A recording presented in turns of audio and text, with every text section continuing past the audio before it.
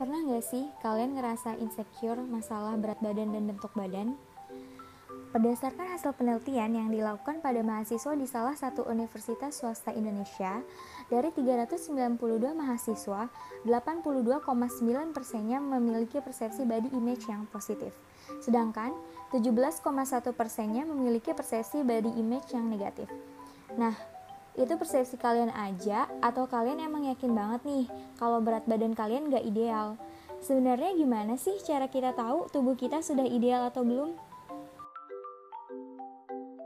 Caranya dengan menghitung status gizi kita menggunakan rumus indeks massa tubuh. Rumus indeks massa tubuh sama dengan berat badan dibagi dengan tinggi badan dalam meter pangkat 2.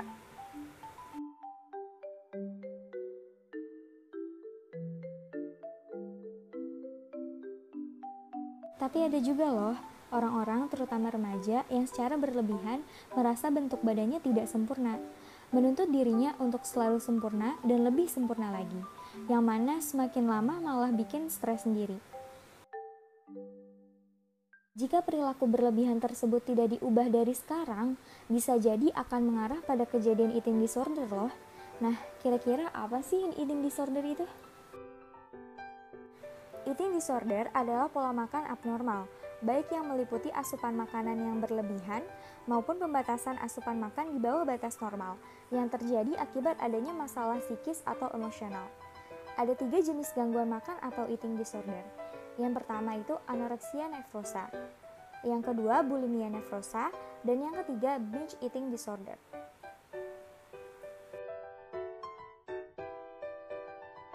Pertama, anoreksia nervosa.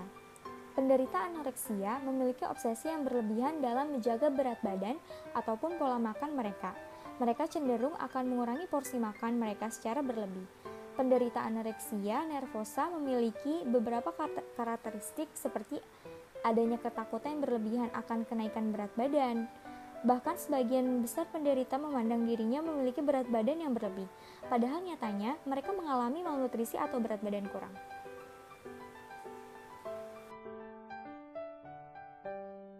Kedua, bulimia nervosa.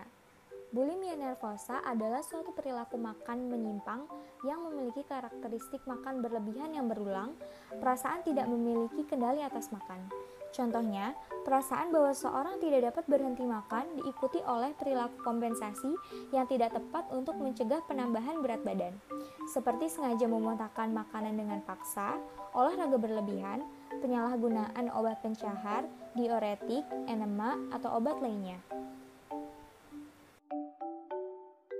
Ketiga, binge eating disorder.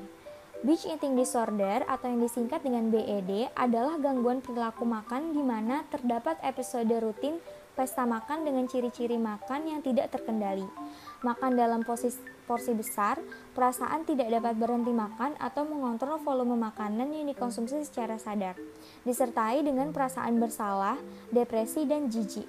Bedanya BED dengan bulimia, BED tidak disertai dengan kompensasi seperti memuntahkan makanan dengan sengaja atau meminum obat pencahar. Eating disorder sangat mempengaruhi kesehatan, psikis, dan aktivitas kita. Untuk itu, kita harus menyadarinya. Bagaimana caranya agar kita bisa menjaga pikiran supaya tidak berlebihan terhadap persepsi body image? Pertama, konsultasi pada psikolog dan ahli gizi. Dengan bantuan psikolog medis dan ahli gizi, kita bisa mengatasi pemicu stres yang biasanya mendasari perilaku gangguan makan. Kedua, pola hidup sehat melalui diet sehat dan olahraga.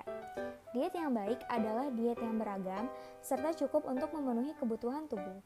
Untuk asupan makan sehari-hari bisa mengacu pada tumpeng gizi seimbang yang terdiri dari anjuran asupan berbagai kelompok bahan makanan serta 4 pilar gizi seimbang. Sedangkan anjuran porsi untuk satu kali makan dapat mengacu pada isi piringku yang terdiri dari 4 jenis makanan, yaitu makanan pokok, lauk, sayur, dan buah. Kemudian, kita perlu mulai berolahraga secara ringan yang dapat membangun kebiasaan dan tidak membebani diri. Mulai dari olahraga ringan di rumah seperti workout selama 10 menit. Jadikan diri kita nyaman dengan kebiasaan baru ini. Kemudian, apabila sudah terbiasa, bisa ditingkatkan intensitas dan waktu olahraga. Olahraga yang disarankan menurut Kemenkes 3-5 kali dalam seminggu dengan durasi 30-60 menit.